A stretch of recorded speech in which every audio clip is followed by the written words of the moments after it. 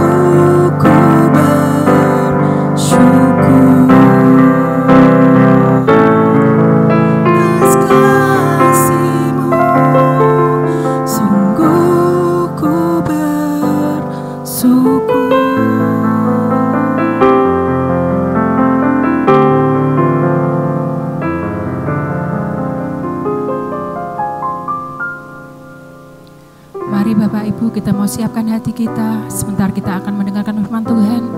Kita mau berdoa terlebih dahulu. Bapa kami dalam syukur Tuhan, terima kasih Tuhan, terima kasih. Tiba saatnya Tuhan, kami mau mendengarkan firman-Mu. Mari Tuhan Kau persiapkan siap hati kami, persiapkan pikiran kami Tuhan, untuk kami boleh mendengar, boleh memahami akan firman-Mu Tuhan. Biarlah firman-Mu ini Tuhan, boleh menjadi rema dalam setiap kehidupan kami. Jikalau nanti kami lemah Tuhan, kami boleh diingatkan akan firman-Mu. Jikalau kami salah Tuhan, bila firman-Mu yang menegur kami. Allah Roh Kudus, biar Engkau yang bekerja atas setiap kami dimanapun kami berada. Mampukan setiap kami Tuhan, untuk kami boleh memahami akan firman-Mu.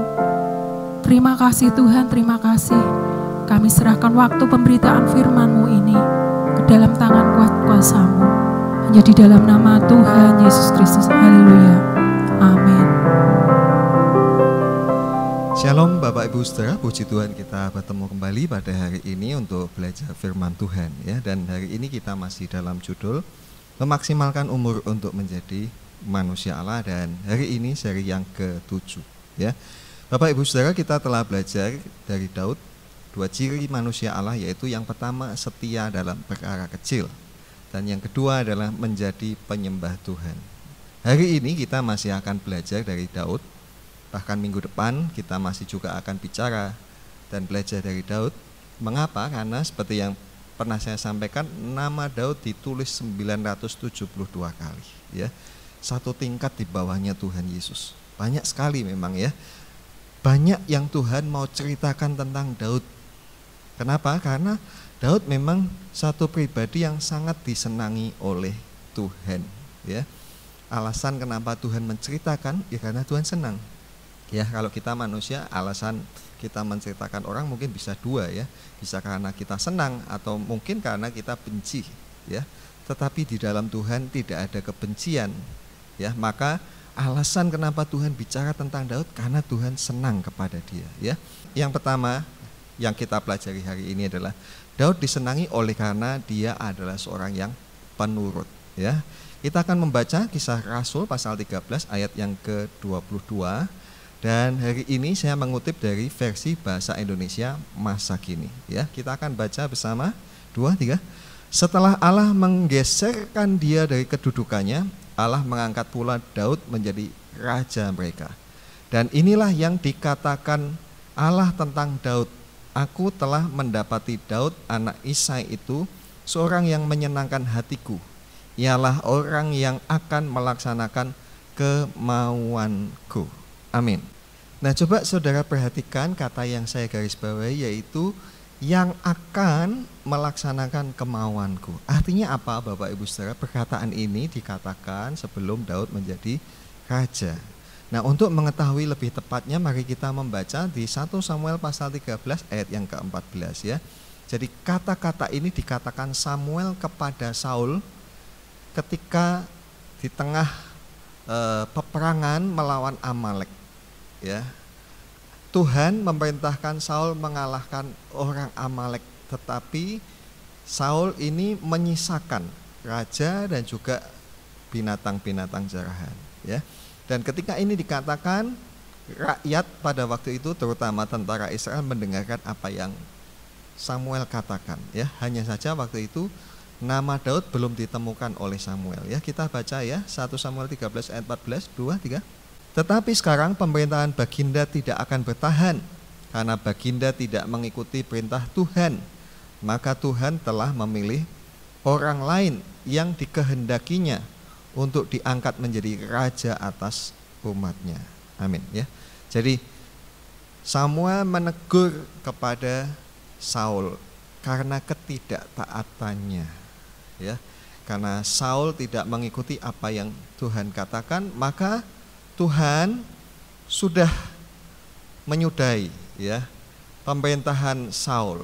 Dia tidak akan bertahan lama sebagai raja dan Tuhan memilih orang lain untuk menjadi penggantinya ya, orang yang dikehendakinya ya, yang disenangi oleh Tuhan.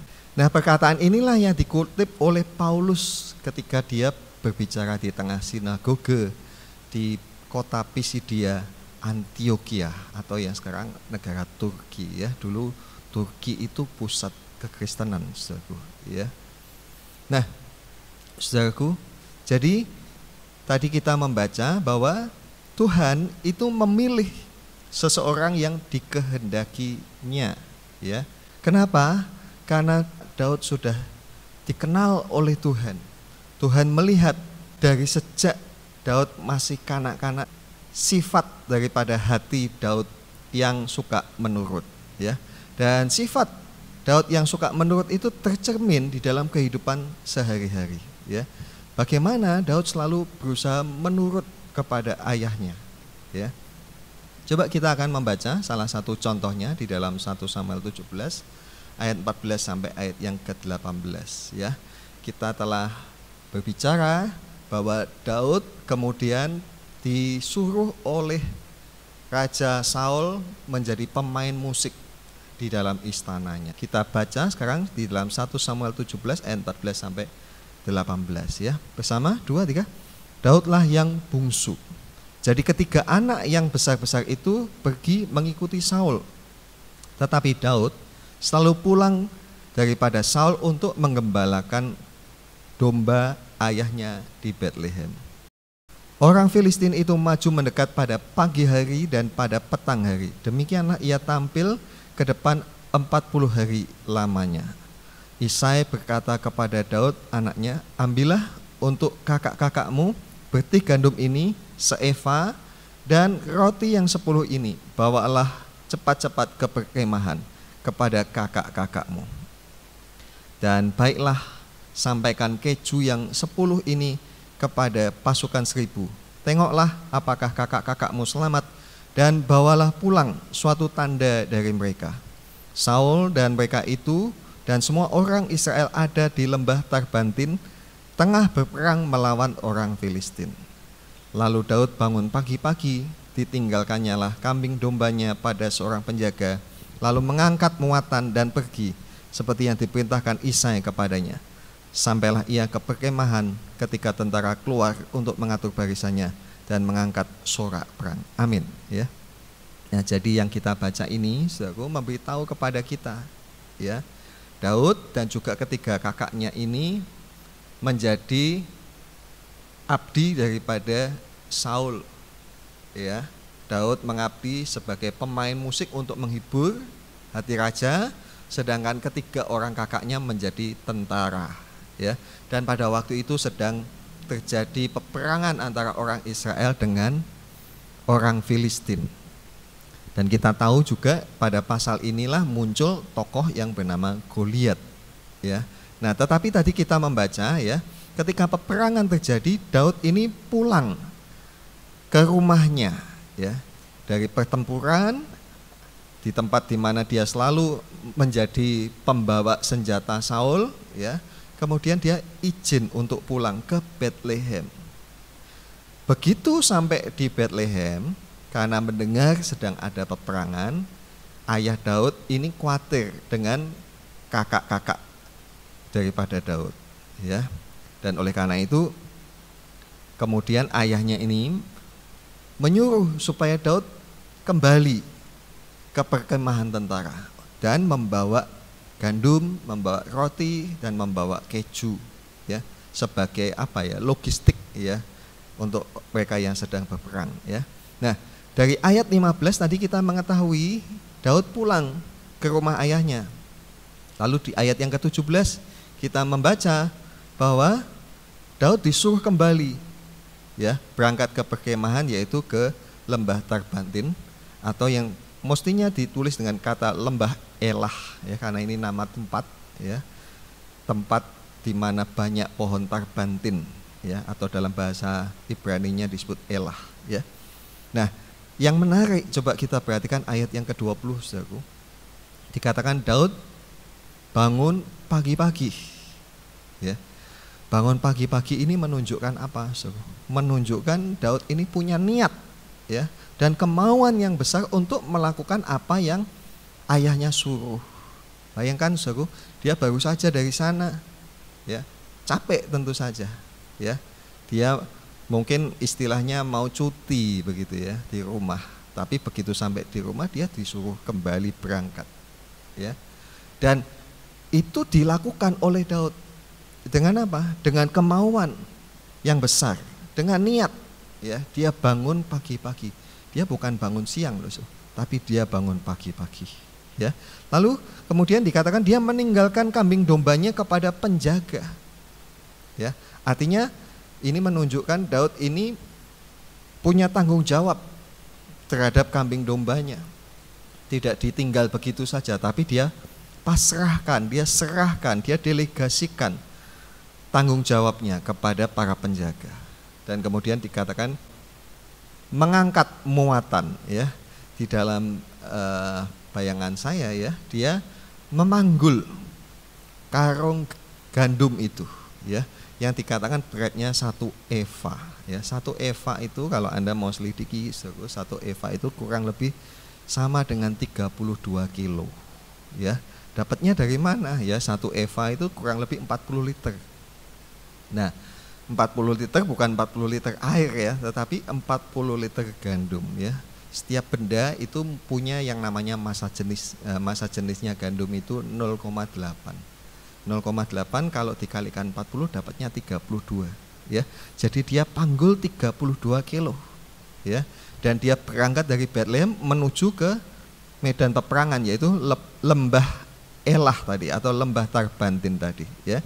Nah, saya bisa lihat peta yang saya tampilkan ini, ya. Saya ambil ini dari Google Map, ya. Antara Bethlehem sampai ke lembah Tarbantin atau lembah Elah, ya. Kata kuncinya mesti ditulis dalam bahasa Inggris, ya. Valley of Elah, ya. Valley of Elah ini ke Bethlehem itu kalau kita pilih ya rutenya dengan cara berjalan, ya Anda bisa lihat itu antara 6 sampai 8 jam. Ya. Artinya sekitar 27 sampai 35 km. Ya. Nah, itu kalau kita disuruh jalan 27 sampai 35 km dari sini kira-kira kemana? Ya. Ya, kira-kira ke Boja. Jadi Anda disuruh jalan dari Pelamongan ke Boja sambil manggul. Ya, manggul gandum 32 kilo. Ya, dan bawaan-bawaan yang lain. Ya. Tentu bukan hal yang menyenangkan, ya. Coba bayangkan kalau misalnya anak sekarang disuruh seperti itu. Apakah mudah? Ya. Bahkan kita pun sebagai orang yang dewasa disuruh seperti itu pun mungkin kita belum tentu mau, ya. Nah, coba kita renungkan, saudara, apa yang menjadi hambatan dari ketaatan, ya. Yang pertama, hambatan dari ketaatan adalah hati yang tidak mau menurut, ya. Hati yang tidak mau menurut itu kenapa? Karena tidak menghormati orang yang memberi perintah, ya. Jadi kalau misalnya kita ini tidak menghargai orang yang memerintah kepada kita, kita akan abaikan perintah itu, ya. Contohnya apa? Ya contohnya misalnya kalau kita di tempat pekerjaan. Kenapa kita mau mengerjakan? Ya karena kita menghormati atasan kita, ya. Nah, anak yang menghormati orang tuanya, ya dia akan kerjakan apa yang disuruh. Tapi kalau dia tidak menghormati orang tuanya, ya disepelekan aja itu apa yang disuruh oleh orang tuanya, ya. Yang kedua, apa yang menjadi hambatan untuk taat? Hambatan untuk taat yang kedua adalah kalau perintah itu mengganggu kenyamanan, ya. Sedang enak-enaknya, wah, misalnya sedang enak-enaknya tidur, disuruh berangkat, ya, disuruh melayani, ya. Seperti cerita tentang hamba, ya, yang sedang tidur, tapi ketika tuannya memerintahkan dia bangun, ya. Itulah sikap yang benar dari seorang hamba, ya. Tapi coba kalau kita lihat zaman sekarang, ya kadang-kadang anak kalau disuruh dia lagi senang-senangnya nih, senang-senangnya apa misalnya? Senang-senangnya mainan game misalnya. Tentu terganggu kenyamanannya. Biasanya apa yang terjadi? Ya diabaikan atau mungkin dilakukan setelah berulang-ulang dipanggil. Ya. Atau mungkin setelah ya orang tuanya marah baru bergerak. Itu pun mungkin melakukannya dengan terpaksa, ya, dengan muka yang asam, ya. Nah, bagaimana kalau kita ini diperintahkan oleh Tuhan dan itu mengganggu kenyamanan kita? Apa misalnya? Ibadah, ya, seperti yang kita lakukan ini, ya. Mungkin kita sebenarnya hari ini punya rencana, ya, melakukan sesuatu, tapi kita harus ibadah. Ya, bukankah kadang-kadang di antara kita oleh karena kita sedang enak, ya, mengerjakan sesuatu, sedang asik, mungkin sedang jalan-jalan atau apa, tiba waktunya ibadah atau tiba waktunya doa, atau mungkin kita sedang enak-enaknya tidur, kita harus bangun pagi untuk berdoa. Bukan satu hal yang mudah, bukan, untuk taat, ya. Tetapi Daud bisa mengalahkan hambatan-hambatan ini, ya. Dan berikutnya, apa yang menjadi hambatan ketaatan? Biasanya kita tidak mau melakukan kalau perintahnya itu tidak menyenangkan. Ya, coba bayangkan, saudaraku, dia barusan pulang ini, tapi dia suruh berangkat lagi. Zaman itu tidak ada mobil, tidak ada motor, bahkan tidak semua orang punya kuda atau keledai. Apa yang mesti dilakukan Daud? Jalan kaki. Yang tadi saya contohkan dari tempat ini bisa sampai ke Boja itu antara 6 sampai 8 jam, ya. Tentu bukan satu perintah yang menyenangkan, tetapi Daud melakukan itu, ya. Selanjutnya, apalagi yang menjadi hambatan untuk taat, ya, kalau tidak ada keuntungan dan tidak ada kepentingan, ya. Saudaraku, kalau itu tidak menguntungkan, biasanya orang tidak mau melakukan, ya. Nah, kadang-kadang kita lakukan karena apa? Ya karena ada kepentingan, terpaksa. Seperti kita harus bekerja. Kenapa? Ya kalau kita tidak bekerja, wah, keluarga kita bisa celaka, ya. Ya. Anak kadang kalau disuruh juga kalau tidak ada keuntungannya, ya tidak mau. Ya, misalnya kalau disuruh lalu dibilang, udah nanti kamu sekalian beli apa yang kamu mau dia. Ya, atau yang biasa misalnya baru suka naik motor, ya. Kalau disuruh, ya sudah sana naik motor, oh senang pasti. Karena ada sesuatu yang menguntungkan. Apa yang menguntungkan Daud sehingga dia mau melakukan itu? Tidak ada. Ya. Nah, berikutnya apa yang menjadi hambatan buat kita untuk taat? Kalau kita biasanya sedang capek, lelah, ya. Seperti tadi saya contohkan, kalau misalnya kita sedang tidur, ya, tapi kita harus bangun untuk doa, untuk ibadah, ya. Biasanya apa? Kita kemudian postpone, ya. Kita bilang nanti ajalah. Seru. Daud seru. Daud pasti juga sedang lelah, tetapi dia segera melakukan perintah ayahnya. Dia bangun pagi-pagi.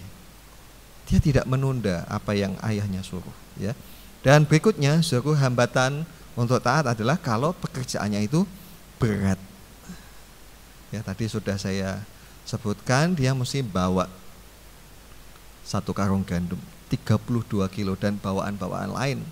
Berjalan kaki, ya, hampir lebih dari 30 kilo, ya.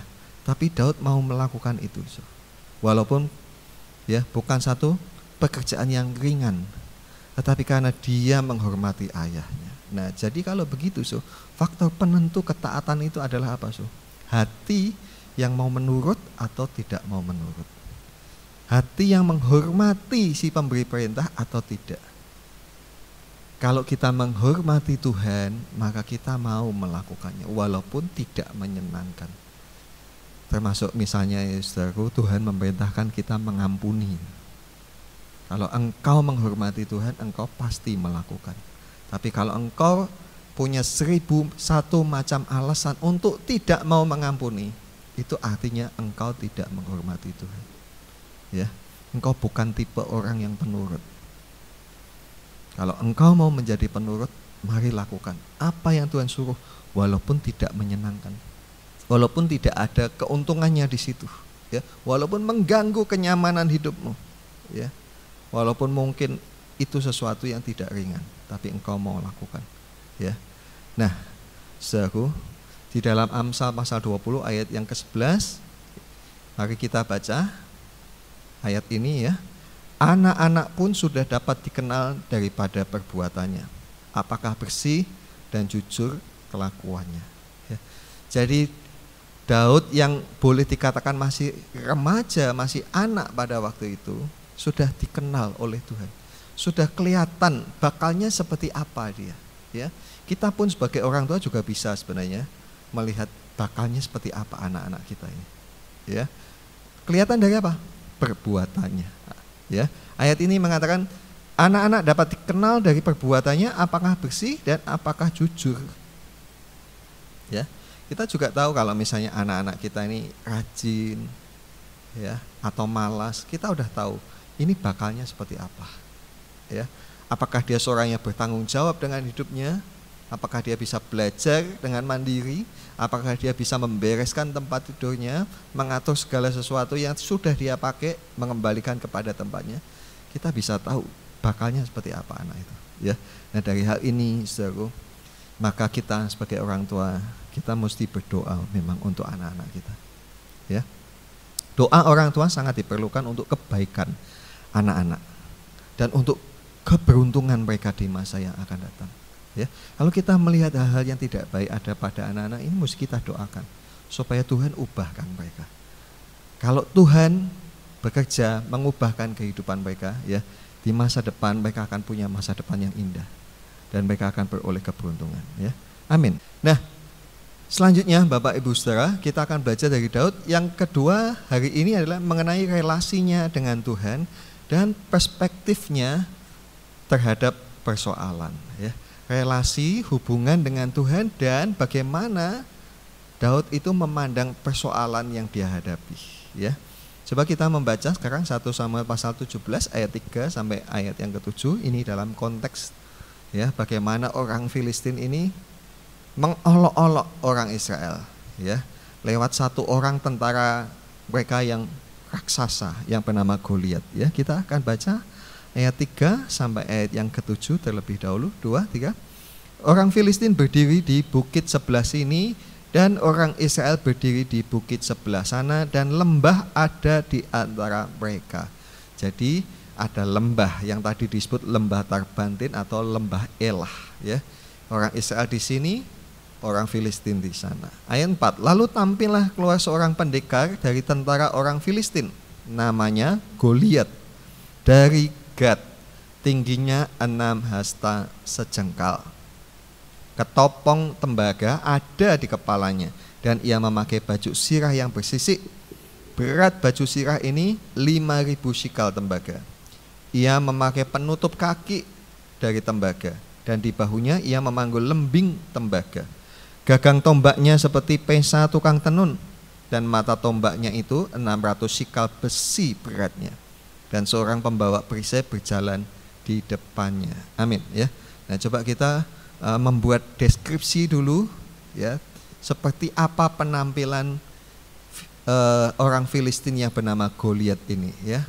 Tadi dikatakan di ayat yang keempat, tingginya 6 hasta sejengkal ya. 1 hasta itu saudara dari ujung siku sampai kepada ujung jari tengah ini. Ini 1 hasta ya. Nah, 1 hasta menurut standar Mesir itu 45 cm. Jadi 6 kali 45 ditambah sejengkal. Sejengkal itu kalau orang Jawa bilang sekila ya. 6 hasta 1 jengkal. 1 jengkal itu kurang lebih 23 cm ya. Jadi tinggi daripada Goliat ini 270 ditambah 23 ya, ketemunya 293 cm atau 2,93 meter, hampir 3 meter ya, tinggi berarti ya. Dan dikatakan baju sirahnya 5.000 shikal tembaga ya. 1 shikal itu 0,0114 kilogram. Jadi 5.000 kali 0,0114 kilogram itu dapatnya 57 kilo.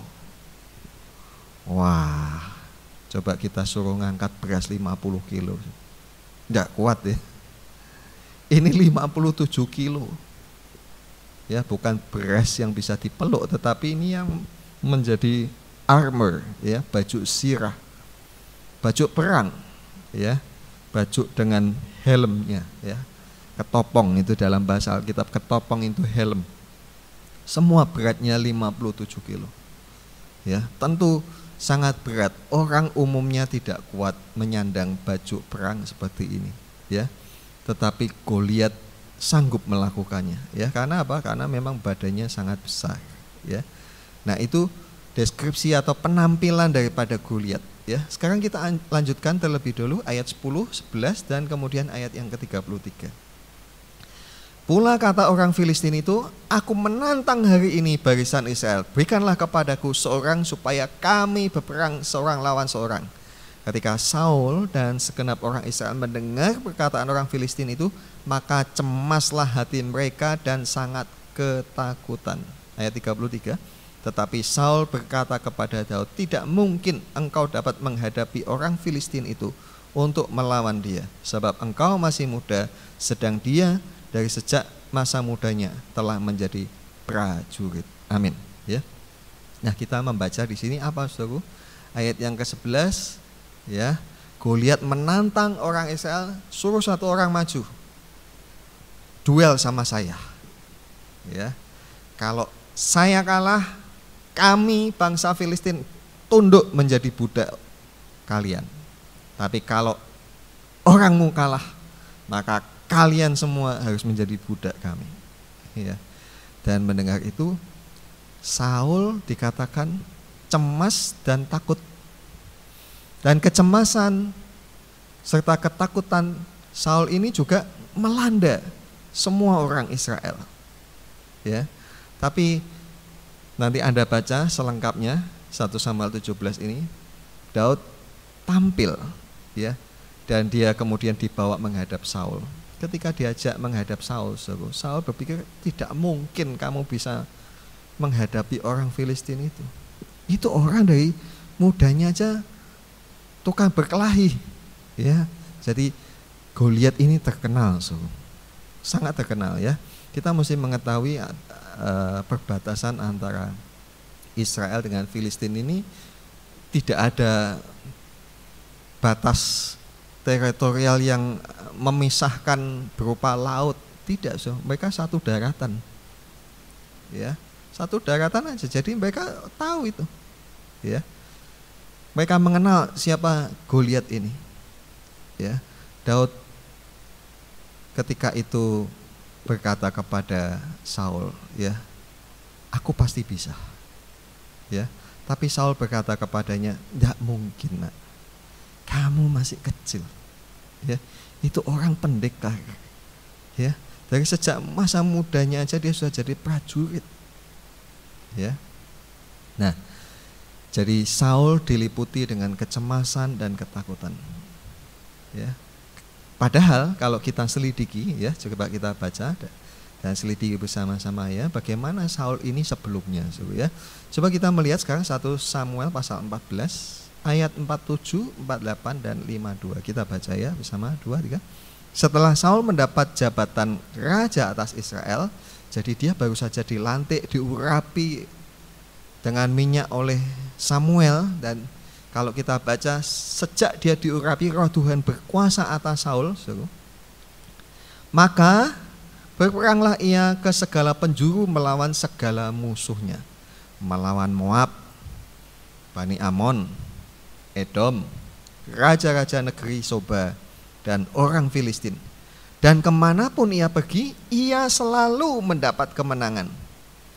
Ia melakukan perbuatan-perbuatan yang gagah perkasa, memukul kalah orang Amalek, dan melepaskan Israel dari tangan orang-orang yang merampasi mereka. Ayat 52.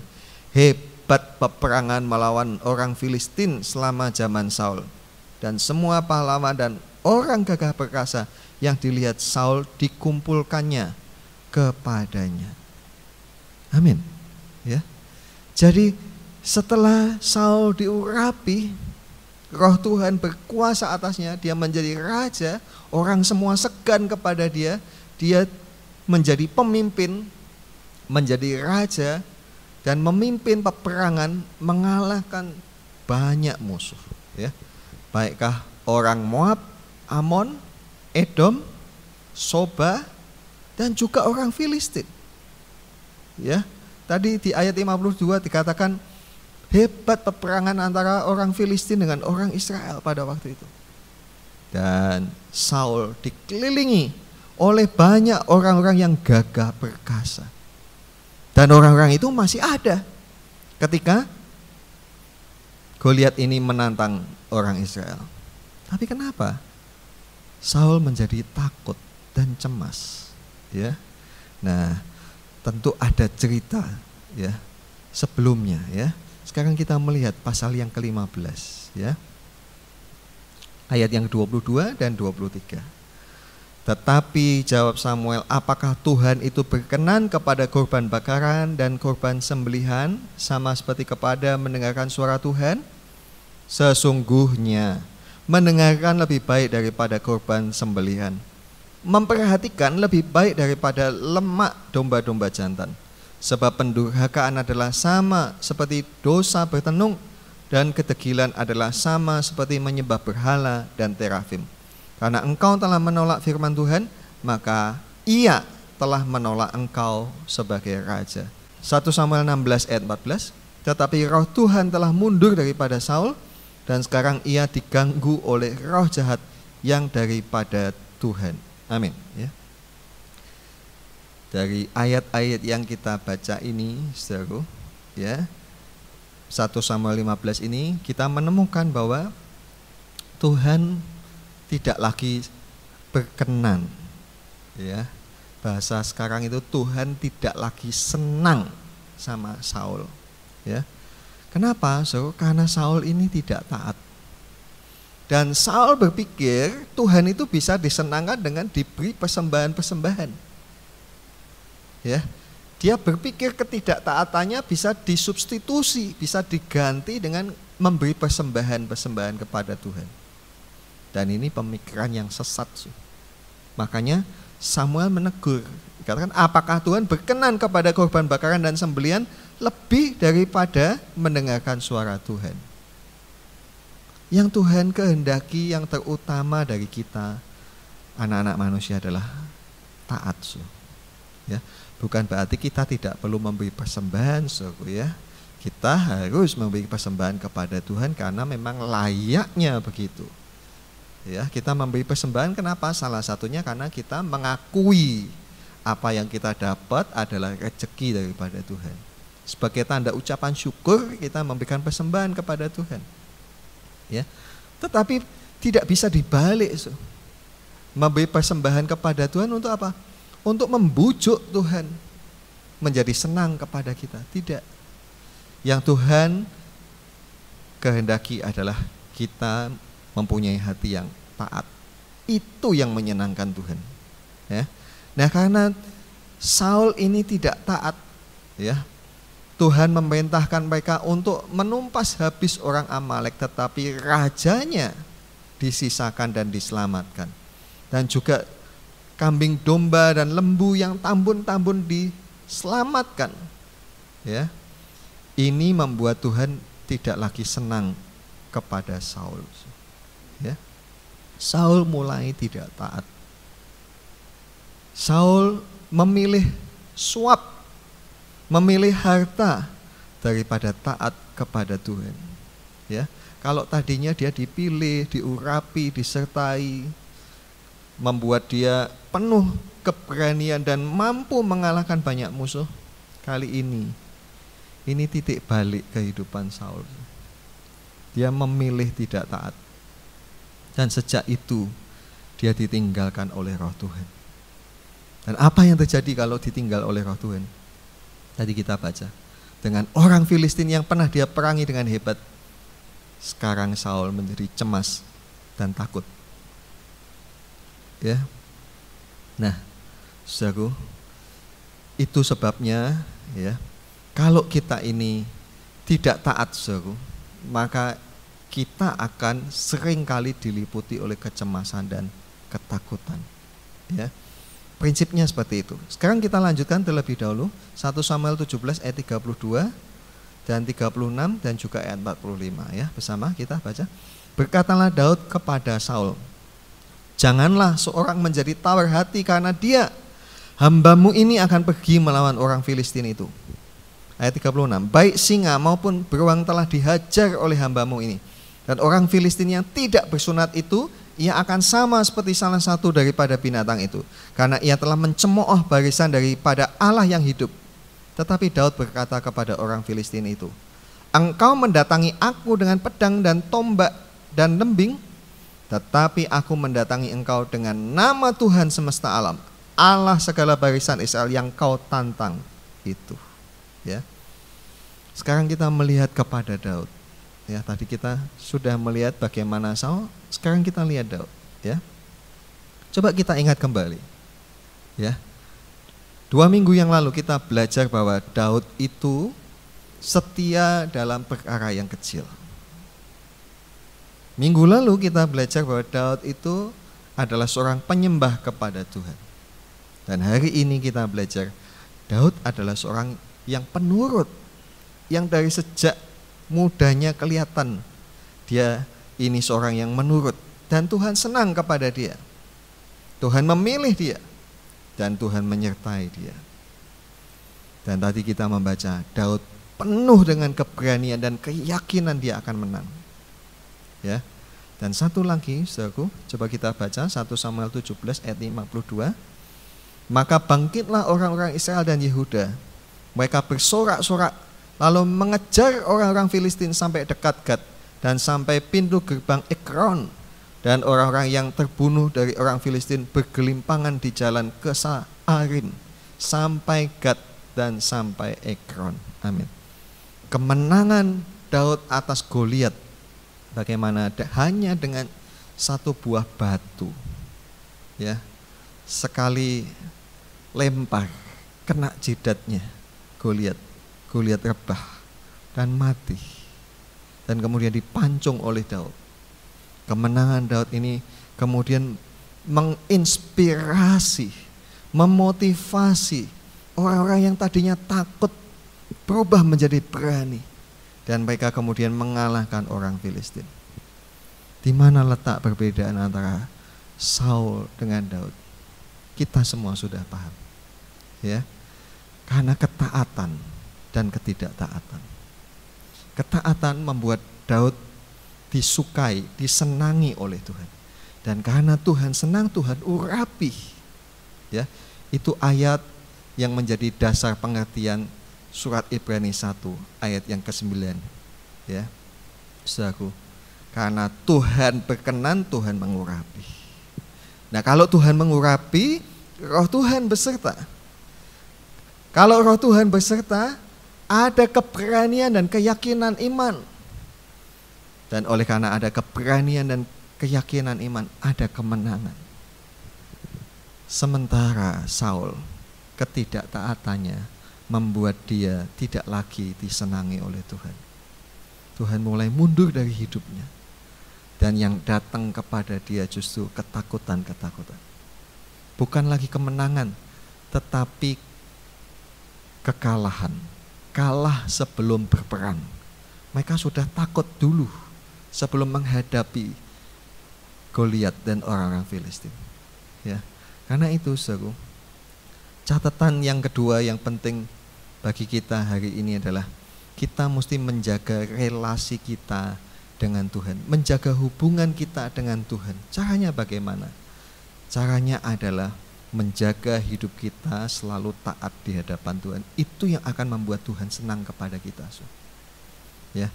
Nah, hal yang wajar seperti itu, begitu pula kita kepada anak-anak, ya. Walaupun kita tidak membeda-bedakan anak satu dengan yang lain, tetapi hati kita punya preferensi pasti. Hati kita pasti condong kepada salah satu anak. Siapa yang nyenengin? Siapa yang nyenengin? Yang selalu taat, ya, yang tidak pernah berat hati untuk disuruh dan mau melakukan dengan rela. Kalau kita menyadari hal itu, kita mestinya bisa merebut hati Tuhan, ya. Kalau kita merasa jengkel kepada ketidaktaatan, kita mestinya bisa merasakan kejengkelan hati Tuhan kalau kita tidak mau taat. Karena itu, saudara, kalau kita memang mau menjadi manusia Allah, mari belajar untuk selalu taat kepada Tuhan, ya, dan jaga hubungan kita. Sebab hubungan kita, kedekatan kita dengan Tuhan itu menentukan, ya, bagaimana kita memandang persoalan, ya. Sudah banyak khotbah tentang Goliat, ya, yang dikatakan sebagai personifikasi masalah yang sangat besar, ya. Nah, kita hari ini belajar bahwa relasi kita dengan Tuhan menentukan apakah kita akan menjadi seorang yang berani dan menang, atau kita menjadi seorang yang takut dan kalah sebelum berperang. Hubungan kita dengan Tuhan didasari oleh ketaatan, ya. Amin. Demikian firman Tuhan pada hari ini. Mari kita datang kepada Tuhan dan kita akan berdoa. Kita minta supaya Tuhan menolong kita, memberi hati kita hati yang taat. Tuhan pernah memberikan janji itu di dalam kitab Yehezkiel, ya. Tuhan akan memberikan hati yang baru, hati yang taat. Mari kita datang kepada Tuhan. Bapa yang di surga, terima kasih buat firman-Mu pada hari ini. Kami telah mendengar tentang Daud, seorang yang Engkau senangi, seorang yang Engkau cintai, seorang yang Engkau sayang, seorang yang Engkau kepadanya berkenan, dan Engkau memilih dia, Engkau mengurapi dia, Engkau menyertai dia, Engkau memberinya kemenangan. Kami ingin menjadi seperti dia, Tuhan. Karena itu Tuhan, tolong kepada kami, Tuhan. Pertama-tama kami minta untuk diri kami, Tuhan. Berilah kami hati yang selalu taat kepada Tuhan. Biar Tuhan menolong kepada kami. Engkau tahu, Tuhan, kami keturunan Adam ini mempunyai hati yang condong kepada dosa dan pelanggaran. Mari Tuhan, Engkau sendiri telah berjanji memberikan hati yang baru. Berilah kami anak-anak-Mu ini hati yang baru. Ubahkanlah hati kami Tuhan menjadi hati yang taat, hati yang selalu menurut kepada kehendak-Mu. Dan juga tolong kepada kami Tuhan untuk melakukan apa yang Engkau perintahkan, meskipun hal itu akan mengganggu kenyamanan kami, meskipun itu bukan satu perintah yang menyenangkan, meskipun mungkin tidak ada keuntungannya di dalam kami melakukan itu, tetapi biarlah kami mau melakukannya karena kami mengasihi Tuhan, karena kami menghormati Tuhan yang memerintah kepada kami.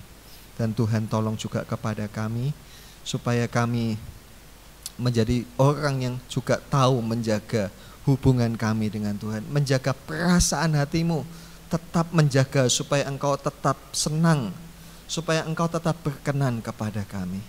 Mari Tuhan, tolong kepada kami semua, dan biarlah firman yang kami dengar ini Tuhan tanamkan di dalam diri kami menjadi darah dan daging kami, menjadi kehidupan kami. Kami lakukan setiap hari. Kami juga berdoa Tuhan untuk semua anak-anak kami dan cucu kami, supaya keturunan-keturunan kami ini Tuhan juga menjadi pribadi-pribadi yang selalu taat, menjadi pribadi-pribadi yang punya hati yang menurut kepada kami orang tuanya, dan terutama juga menurut kepada Tuhan. Mari Tuhan, jadikan anak-anak kami anak-anak yang menurut, buat hati mereka Tuhan menjadi anak-anak yang baik. Terima kasih Bapa. Dan sekarang Tuhan, pada akhir ibadah kami juga mau memberikan persembahan kami kepada Tuhan.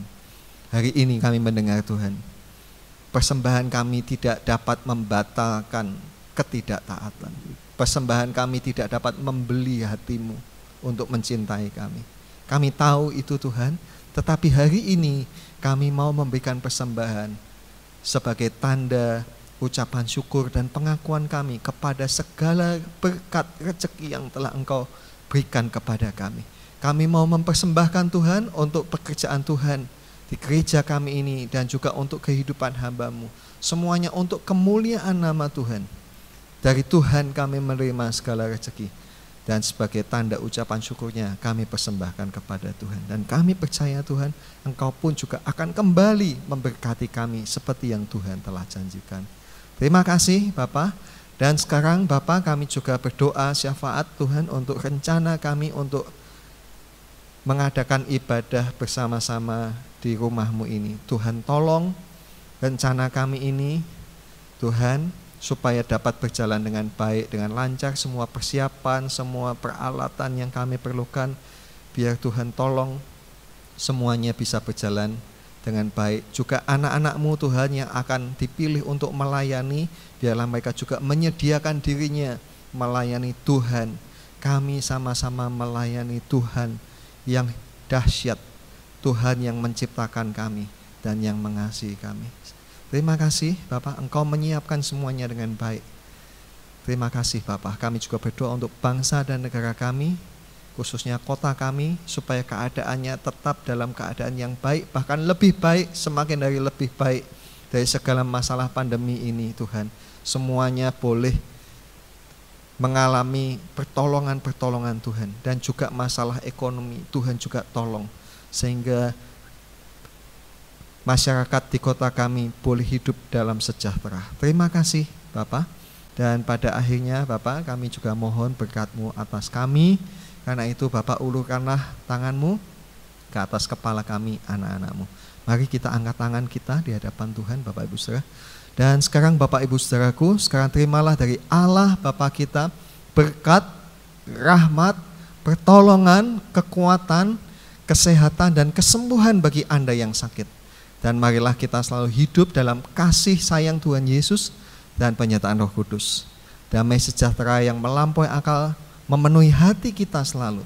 Dan Tuhan menolong membuat berhasil segala apa yang kita kerjakan. Terima kasih Bapa, kami terima semuanya ini dengan iman dan ucapan syukur kami dalam nama Tuhan Yesus Kristus. Haleluya.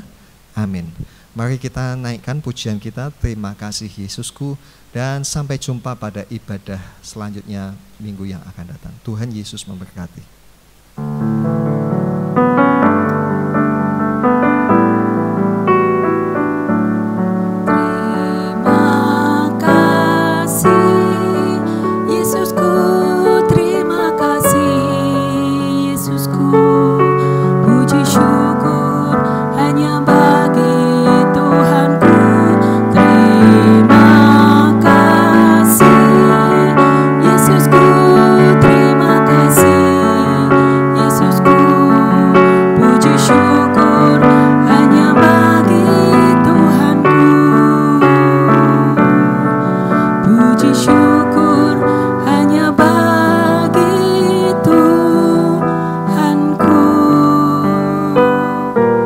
Sampai jumpa lagi di kebaktian mendatang. Tuhan Yesus memberkati.